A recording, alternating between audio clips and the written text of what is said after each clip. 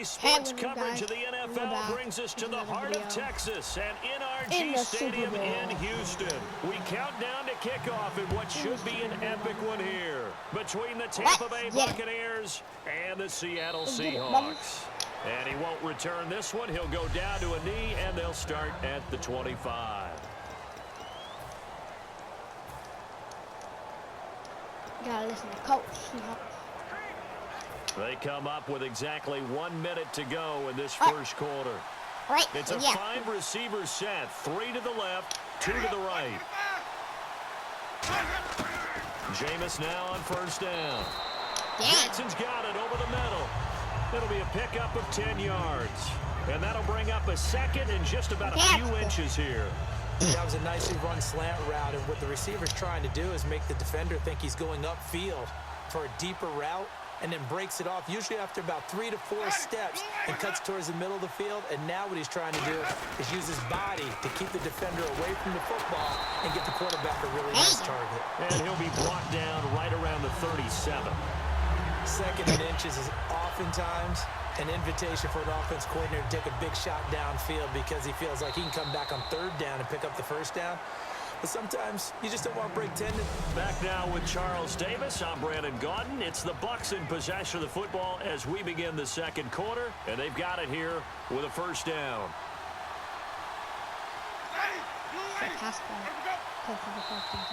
And now whistles and a flag, and I think we got a jump here. Neutral zone infraction, defense. Come on, man. So a little jumpy there defensively. Ref caught him in the neutral zone. 5-yard penalty. Pass play.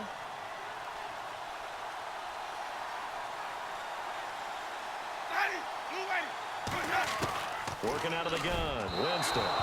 And an incomplete pass. That'll stop the clock here with just under a minute to play in half number 1.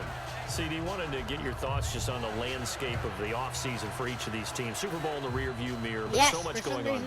People look at the draft a lot, but there's a lot more that goes into the offseason for these front offices, is there not? It certainly is, and then even before we get to the draft, you start with the combine, that's held in Indianapolis every year. You have about 350 of the top prospects coming together to get their physicals and interviews and on-field performance, and all that'll get evaluated along with their game tape.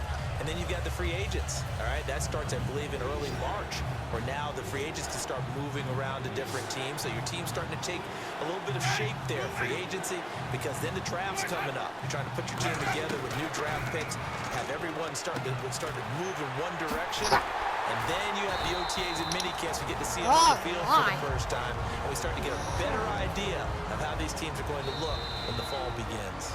And now the Seahawks are going to take a timeout here on defense. It's just their first, so they'll have 2 remaining here before we get to halftime. What's up?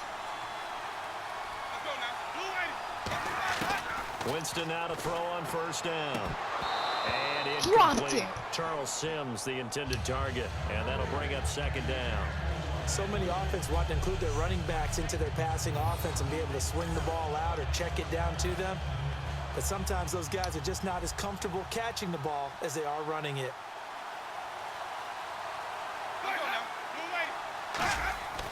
On second down, Winston again.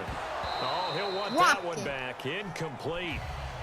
He doesn't drop too many in that department. Third down. Every time I see a hitch pattern dropped, I go back to the combine because there's a drill that they use all the time that's called the gauntlet drill. The receiver catches the ball, just works his way straight down the line and catches it from different sides. And the problem with that drill is that you don't actually have to secure the catch. You just kind of catch it, drop it immediately, and keep moving. And sometimes that shows up on plays like this. And he gets it down to the 32. They'll give him 8 on the play, and that'll bring up 4th down. And they're getting him involved early. You feel like they saw something on tape, or they just have a sense with him because he's had a good week of practice or something in that area, that they want him involved, just as you said. They want him to touch it either in the running game or the passing. You seriously just skip the halftime of the Super Bowl? Who does that? It's a Super Bowl. Watch the halftime show. All right, here we go. Third quarter action now. This is fielded a couple yards deep. And he'll be brought down at the 23, make it the 24-yard line.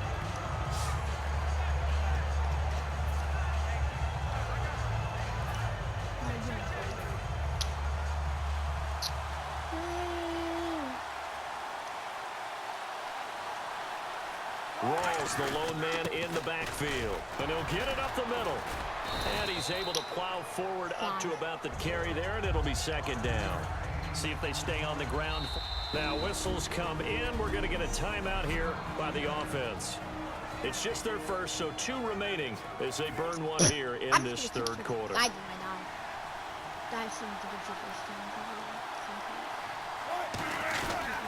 On second down, Rolls. Trying to run inside, but nothing there. They'll say no gain on the play there. Now it'll be third down. Crashing in from the end there, not to disrupt the pass game, but to disrupt the run game. Yeah, I love the distinction, too, because the good defensive ends, they can do it all. Set the edge in the run game, make sure that no one can move it that way, and, of course, rush the passer. On that play, use the speed to get there in the run game.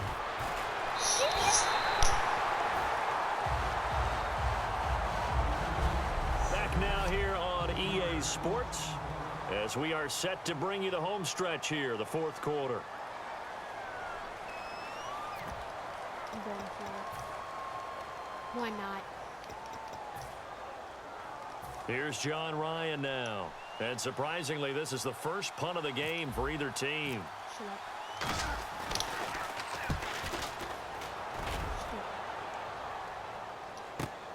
This is taken at the 18.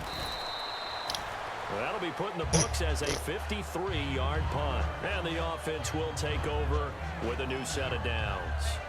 Here comes the Tampa Bay offense now heading back out onto the field. They've got work to do, but they do still have a bit of time here. And they've got to feel comfortable with that, but they have all their play sequences called. If they get out of bounds, that allows them to huddle and call another play, but if they don't, let's hurry up to the... Now hold everything here. We're going to get a timeout by the offense. It's just their first. They've got 2 more to use here in the final stages.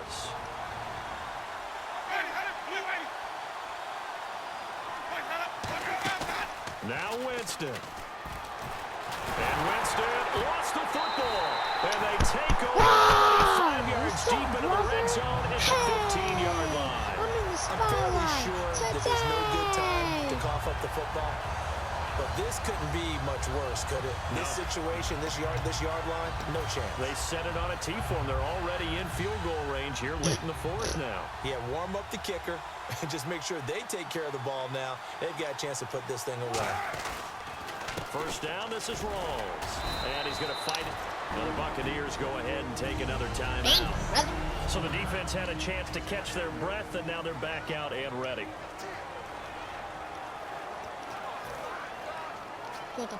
And they're 6 yards away from picking up the first here on second down. They stay on the ground. Rolls again.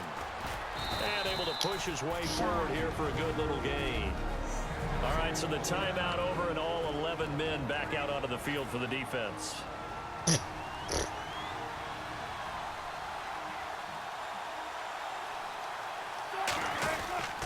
They run with a power back. Rawls muscles him off.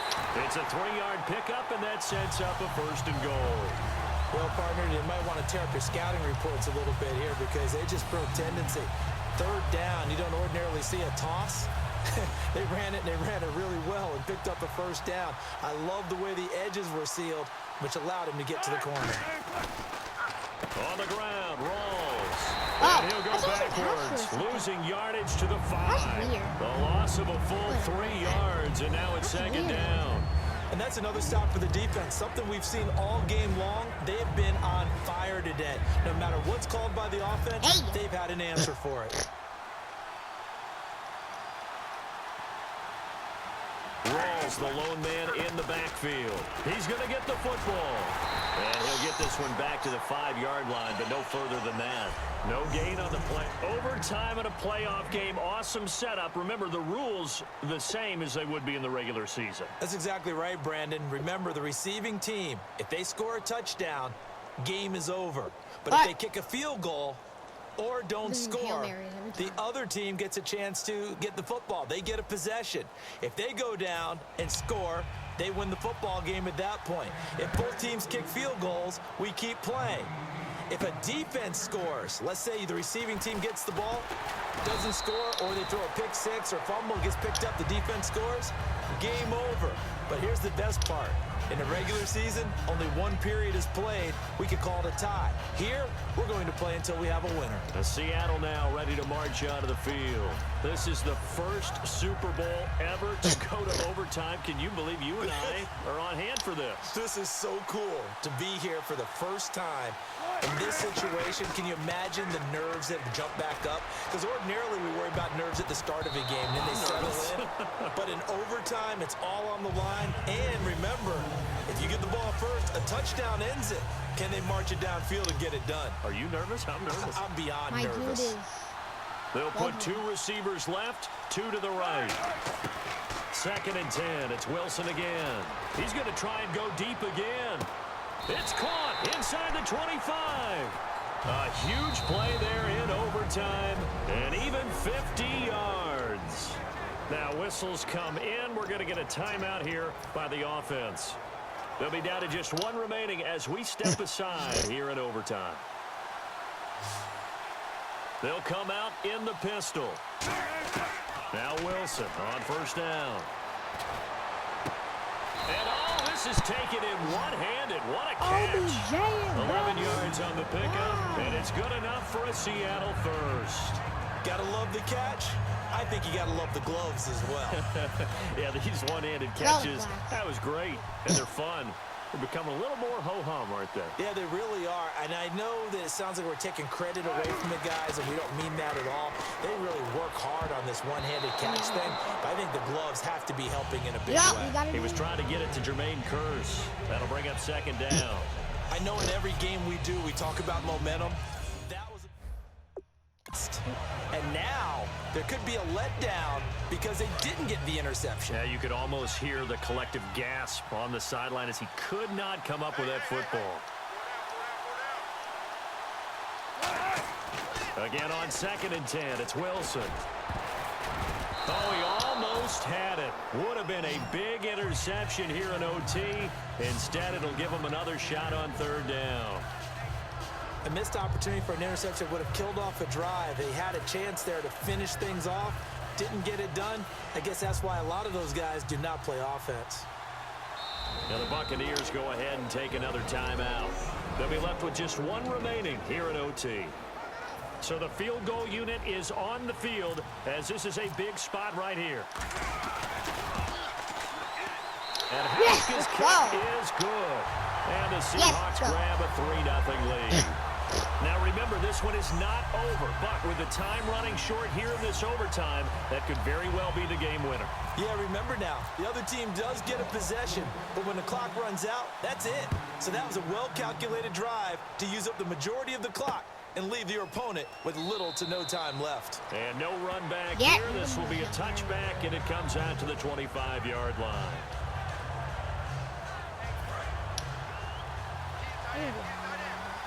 Yep, there we go. One receiver to the left is Evans. To throw is Winston. Pressure comes. He's taken down by the Seahawk defense. Good game, yo.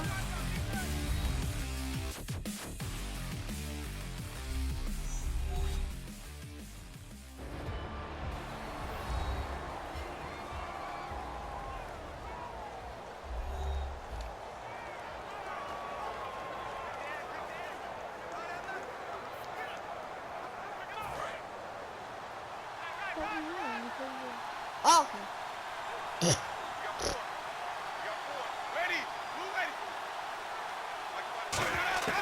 What can Winston do in the OT now? And he's just going to get rid of this thing. To no one here. He throws it away, and now it's 3rd.